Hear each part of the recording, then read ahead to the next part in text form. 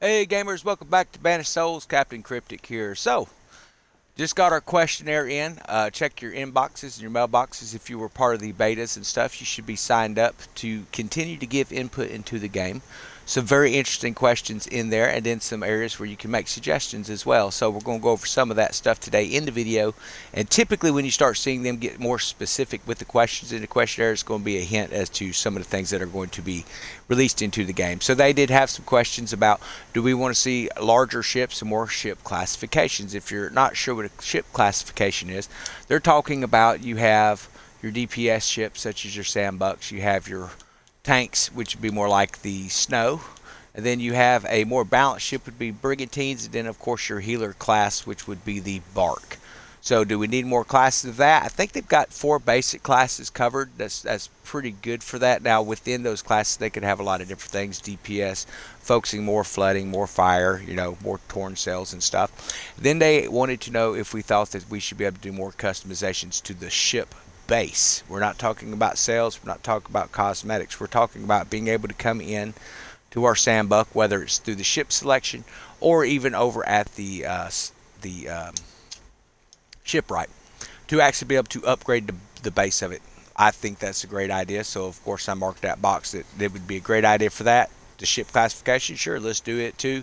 And also have it set up where when we are upgrading the boat, we're not just getting a stronger base on the whole, but we're also adding in cannon ports. Maybe it's new styles of cannons, those swivel cannons that you remember on Black Flag. I would love to see the option to be able to have the fire barrels on the back end. That's not for just jumping in the water. One of the things that I used to use it for is if you're in close proximity combat, which you find yourself in if you're using sandbuck with those Zama 3s. You're going to be very close to those ships as you're turning around. Imagine being able to kick those fire uh, barrels off onto a ship and watch it explode, do even further damage. I think they need to definitely make it so we can add those options on there. Some other things that were in the original early test beta phases back, and we're looking 5-6 years ago with some of these technical tests and things like that. They had furniture slots. You could come down here and you could buy a furniture blueprint from, that's right, the carpenter. And then you would take that blueprint and you had to bring it to the shipwright, and what that did is it would make it so you could turn a ship into a whaler ship. You may be wondering, what do I need a whaling ship for? Well, right now the only way to get those fire barrels is to take them from other ships or to buy them from your hawkers. So whaling, that would be a cool option on there. They even had things where you could set up fishing trawlers, dropping nets and stuff. Now back in the day you had to worry about the crew doing a mutiny on you if you ran out of food. So I don't know if we'll see that. It would be cool to have in here because we do know in some point the end game, when they do open up this new zone to the north of us, it's going to have where we can have factions or fleets. You invite a bunch of people and build your kingdom together, type of a deal, and you're going to have to feed, pick up supplies and stuff. So in that type of a scenario, I could definitely see a need for that. So that would be cool to see some of those options come in. One of the major things that I did write into them about was when we do our weapons. Sorry if it's making you dizzy running back and forth, guys, but when we make our weapons, I want to see a more interactive forge. If you've ever played any RPG such as Elder Scrolls or just any Neverwinter, they have a bunch of the Dungeon Dragon series stuff out. Instead of just having a cannon that we can build, so you want to be able to build a base stat cannon, which we've got here. So we have the Zama 3. Well, if this was any other RPG game, we would be able to open up a crafting tree where we can actually change and add to not just the base damage of this. We could alter the reload speeds. We could alter the range a little bit. We would be able to, going in and upgrading ship, create more ship ports for it. Imagine 8 instead of 6. Would that not be cool? Your fire rates that you have on it. But the perks. So we have a 20% damage as burning damage. And then we have that increased charge rate of the vulnerable effect by 50%. That sounds cool, but imagine if we could actually, through a actual tree that they used to have in the older technical phases. I understand this would not be doing any major changes. All they have to do is reuse the coding and put it into the game. But imagine a weapon that if we took, say, a culverin and we were able to give it an effect of a demi cannon, but we had a little bit more range, maybe a less less spread shot on it because it is a little bit different style cannon. But we could actually add tearing cells to it, or burning cells, so it burns the cells off of it. We could add in like that LaFleur poison stuff that they have in there, add that as a secondary effect, so it could set ablaze but then zap out their stamina and stuff, so they really can't get anywhere. And then you have another cannon on the other side that takes the cells out. You're going to have them at that point. That is what this game is missing, is being able to fully customize your weapon system. Now imagine you have this double winch ballista, or twin winch ballista as it's called. This is like one of the big items in here. People are using it more than they use the Skurlock Long Knights, and I can understand why. So just an insane amount of piercing, 20%, but you're going to get an extra 75% on weak points. You get an increase of 600% at a range of 1,350 meters if you allow for the double draw aspect. Now imagine if you could add blaze on this, or even a flooding perk or something like that, through a deeper crafting area. I think that would be something that we could do, so I made the suggestion to them. Same thing with our ships as well. We have a Brigantine, which is DPS right now, and it's specialized more toward flooding, not because of anything that you can put on it's going to increase it, like with the Sandbuck, where it plays off of it. It's just a ram hook, so that you can add another, I think it's 25% using the ironcladding perk, which is going to give you 25% on that hook to cause more flooding, but it doesn't bolster or boost your cannons any if you're using those flooding coronades like we use on the front, or even the flooding demis on the sides. Imagine if we could actually change some of the perks of the ship as well by upgrading through specialized materials like you would any other type of a game that's an RPG. So I think that would be pretty cool to see. But they had some questionnaires on there. Do we think that they need to expand the boundaries of the map? Meaning, I'm guessing this upper section is what I'm guessing. You know, there's rumors that people are talking like they're going to go east and west with it. I've never seen that. The only thing I've seen is this used to be open as a PvPvE area. I thought it was something we were going to get as Kingpin, but they've changed some things in the end game, and they're having to find a balance of the game, because you just never really know how fast people are going to progress through the game. So it sounds like a lot of guys now have hit the end game. Guys and gals. But we've hit the end game. We've been grinding, and we feel like we're not really grinding toward anything. And then when we see some of the patch notes, like what's going to be coming out for this next update on April 2nd, it could be a little disconcerting, I guess you could say, for people who have been grinding very hard in the game to get those 8s, to get those sovereigns, so we can get these specialty black market items that are listed within this game. We're talking about the Black Prince armor. We're talking about the blueprints for Zama 3s, Fire Bombard 3s, Mons Meg 3s, things like that we had to work hard for. Nobody in this game has this stuff that has not had to work for it until the more recent update that we're going to get. They're going to up the drops for the cosmetic on the Pest and even the Man Godin as well. Why are they doing that? Because right after you complete those, you're going to have an increased chance to drop any black market item. So that's great for the new players just coming into the game. But what that does is that brings everybody up to the level that we've worked hard to get to over the last month or so. So I am expecting, I'm hoping to see where, based off of our infamy rank, folks, and this again was another suggestion I've been putting in, based off your infamy, once you reach a certain kingpin, then you can start doing certain upgrades to your boats. Maybe it opens up different types of perks that you could open up for a quartermaster as well, like they're going off for specialized training. If you ever played this game on the betas and paid attention to what was going on, you did not have a female quartermaster. I don't have anything wrong with having a female quartermaster, but what you did have when you would come into your manager ship and you would come into ship cosmetics, you would come down to your... They were not called pets. These were your quartermasters, different types of animals. They had parrots, they had monkeys. I don't even remember seeing cats, but they had like monkeys, they had lemurs, and different stuff like that. And when you would go to it, it would actually have a perk that it gave the ship, such as being able to see weak points and getting extra damage, instead of tying up a furniture slot with the potent schematic, just so we can fight a ship where you know where the weak points are at. So that would free up some space on the ship. It kind of sucks that we're tying up that furniture slot just for one piece to get what we already had in the game before they released that schematic, and then it basically nerfed the game down on our end and buffed it on their side. So I'm hoping to see them actually start to bounce where we can start doing more stuff with our ship.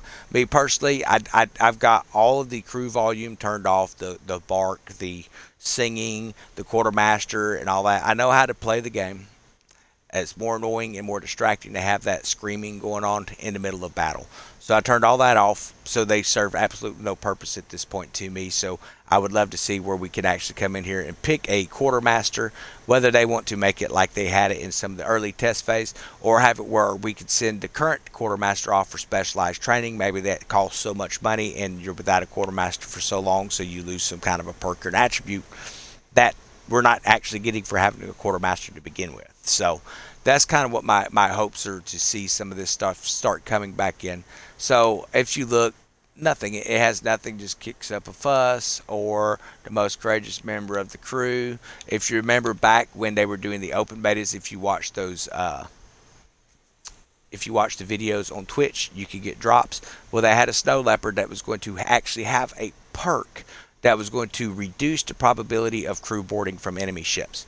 Then they got rid of it and gave a Sheldon. So I'm not sure why they went that route, if they're just waiting to release it later. Like I say, it's in the game. We've played the game with it in those early tests. So you know they haven't thrown the codes away. So there's a lot of great options out there. So don't give up. Obviously don't give up on the game. It's still a lot of fun. One of the other things that I did recommend to them is, instead of releasing the northern border up here, I don't see any reason to have that unless we're getting larger ships or able to customize their ships and stuff. And it's going to be season 3 or 4 before they bring out the in-game factions, from what it's sounding like. So there'd really be no point to open this up when there's so much wasted space out here. So we come out, and you can come out here and you may see, 15, 20 ships. Or you may come out here and there's nothing at all. So what I would love to see for them to do is, instead of rotating the new Mangoden contract and the old Jaws of Vengeance contract, which was Zamaharabu, to actually release those elements as rogue elements within the game, no longer needing a contract to spawn. Maybe there's more. Maybe Zamaharabu joins up with the one that we fight up here, the green one. Maybe they, instead of bringing the Megalodon out in Season 2, go ahead and start releasing it now as a rogue element while you're out hunting ships. If you acquire such a high aggro level, what we would call wanted level for those who have played most RPGs where you want to buy some kind of authority, it gets a 4-star or a 5-star rating. Maybe add a star when you hit that, then all of a sudden you start having to deal with your larger sea monsters that are out here. That would be cool. They could even save the Megalodon shark for Season 2 and just give us some very large great whites. I mean, they have great whites that are 20, 21 foot on record. So there's no need for us to have just a few little 6-footers around the coast that you could get with a dhow using a spear. Let's put some bigger sharks out here, something that's going to cause us some damage if we're farming to servers. So that's one of the things, if you've ever watched our videos, we do a lot of server farming with our crew, and we've got right at 300 members now, and always looking for more people to bring in. Everyone is always welcome to come in, so just ask for an invite. We're going to kick it to you. We'll send you a link to invite you in. But imagine when you're out here and you're fighting and you get those high wanted levels where all of a sudden, instead of it just continuing to spawn the same ships, because eventually you get a rhythm down fighting as a team where it's just basically you're getting materials, and there's nothing wrong with that. But I like to have the surprise element added into games, where while you're doing that, they're going to throw something else at you. Imagine doing that and suddenly a swarm of sharks come in that can actually cause some damage to your ships, or you get some of those large sea monsters coming in, 3 or 4 of them coming in if it's the green ones, or even the Zamaharabu appears.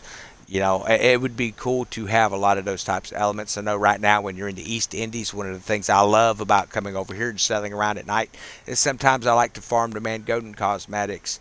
We do have most of them, it sounds like, but it almost sounds like La Peste stuff is going to start dropping in those as well after this update. They're just trying to get the current cosmetics so everybody has a chance to get it, so no one's going to be left out, which is fine. But when you start doing that with in-game weaponry and in-game armor and in-game furniture, you're just giving it away, then they need to be opening an aspect to for the players who are deeper into the game to grind the new stuff to stay ahead of that curve. And that's usually what games will do. So I expect to see something like that within the next update or two. I know they're calling it the mid-season update, and they've put a little bit of hype around it, a lot more than they did the last update when we got the Roadman Godin. We didn't really hear anything about it. It was like 2 days later we got some patch notes, but they've already started releasing a few of the notes on what's going on, which the notes are basically that Lepest is going to be dropping a Lepest strong box. Okay, so when we fought Lepest in the past, you would get a mystery box and a Lepest locker. No one has been getting the strong box. So when they started talking about the strong box, I went to all of the Reddit forums and everything. Every forum that I've joined to, I went to see exactly what people are saying. And everyone's asking, what are they talking about a strong box? They've never dropped a strong box. So well, that's where the cosmetics are at. The Lepest cosmetics I got came out of a Lepest locker, which looked exactly like the mystery box, except it had a little green Lepest head in the top corner of that tab where that gold box was at. So it sounds like they're going to be releasing some kind of a strong box. Even though they're saying it's already in the game, they're going to increase the drop rate. So maybe I've just had such a bad drop rate, I've never seen it. And that's possible. Or they're going to be adding it in. Either way, that's fine. It's going to make it so we can get the flags and the emblems and stuff like that. Same with Mango. And I know a lot of us have the flags. We've even got the outfits and stuff for the older one. I don't know of a new outfit for the new one. It'd be cool if that's something that's added in there. I don't know. But the actual emblem, I've only seen a couple players with that, and they talk like they had farmed for 4, 5, 6, 7 days straight. Anytime they could find a ship, jumping servers to be able to find a ship before they finally opened it. So those increases are going to, or them drops are going to be increased, so it happens more frequently, so everybody has a chance to get the cosmetics they want. And that'll be cool, because most people mix and match stuff a little bit anyway. But like I say, after you complete that, it's going to start dropping some helm materials, which would be good. We definitely could use more of the sugar cane and stuff like that.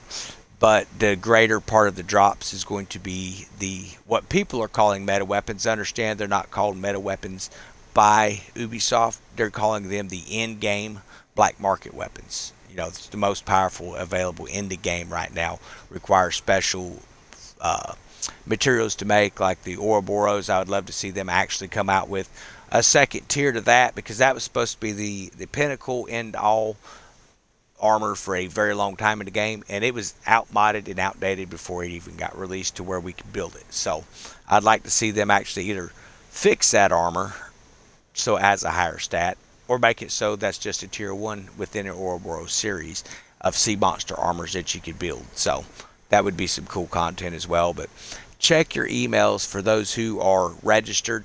It is your input that's given to Ubisoft. They actually listen, believe it or not. They actually listen to what the people that are playing, what these recommendations are. One of the recommendations, or one of the questions I should say, that they asked is, do we think that we should be able to buy weapons through the store? Absolutely not. The last thing this game needs is pay to win. That would be something I hope never comes into this game, is pay to win. Now, if they want to sell specialty items and stuff like that, it's fine. But blueprints, weapons, ship types, stuff like that, that should either be opened into pass, or it should be something that's earned in the game. Either way, you're having to earn it. I was actually really shocked to see how many people don't even have the bark yet. They don't have the coordinates. They don't even have the Lapontent schematics opened up yet, because they're not running the pass. So the pass is not hard. What you do to run this and to get through it real quick, folks, I know we've made a few videos on it in the past. When you come into the Smuggler Pass, you look at the challenges. If you run these challenges exactly the way it is, it'll take you exactly 90 days to get all 90 points. Thereabout. We were able to finish the pass in 2 days. How did we do that? Well, that was pretty simple. All I did was went to the area that was paying the most in points for the ships, which was down in this area. 50 XP per ship. XP counts as SP, so it converts over to the pass. And then where the big the big maker was passing through here. You see all the little beddards and stuff. Remember all these little small ships in the tributaries? Well, using a sandbuck could cause a blaze effect, which you got extra infamy points toward, or XP as it's originally called. But you get extra infamy for causing those blaze effects, plus each ship that blows up gives an additional 50 as well. And you could earn serious smuggler points very quickly. So, not really sure why some people are struggling with the past. I understand if it's a thing where you just don't have a lot of time to game it. I can understand that, but it shouldn't be a struggle though. So, within 2 days, like I say, a weekend of grind, you can knock it out. Or you figure it's a 3-month pass, you should be able to grind that stuff out pretty easy even then, if you're focusing on that. But a lot of people focus on just building their kingdom, and that's respectable in the game as well. They wanted to know, do we think we should be able to bring these up higher than 10?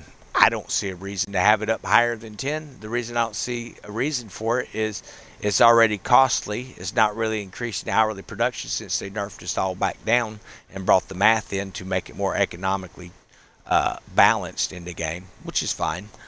But I don't see a need to be able to bring these up any higher. I would rather see them be able to kick Skurlock out of St. Anne and take it over as a group and us build our own kingdom and be able to build, where there's a lumber mill, be able to build siege towers around this area. So if there was another faction that come up, well, all of that stuff takes place up here in the Northern Territory, so no need to bring it into the lower section.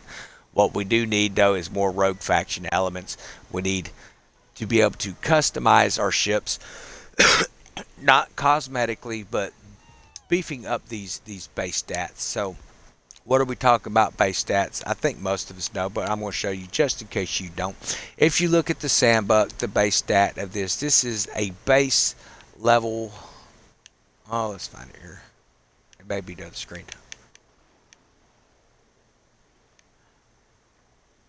There's something going on with the game there. Okay, so base ship ranks a 5. So it's a rank 5. We've got it to 12. So with our equipment, our weapons, we've been able to bring this up 7 points. Now imagine if we could actually bring that base ship up to a 5 and it increased the whole health, the brace strength, and maybe if it doesn't adjust the speed too much, maybe you can have an option where we can make this ship a little bit faster, or maybe we have it where it can actually have a little bit more maneuverability, basing off of how it would design the cells and stuff like that, or the mass positions and stuff. Give you a little bit more response in your building techniques of a ship.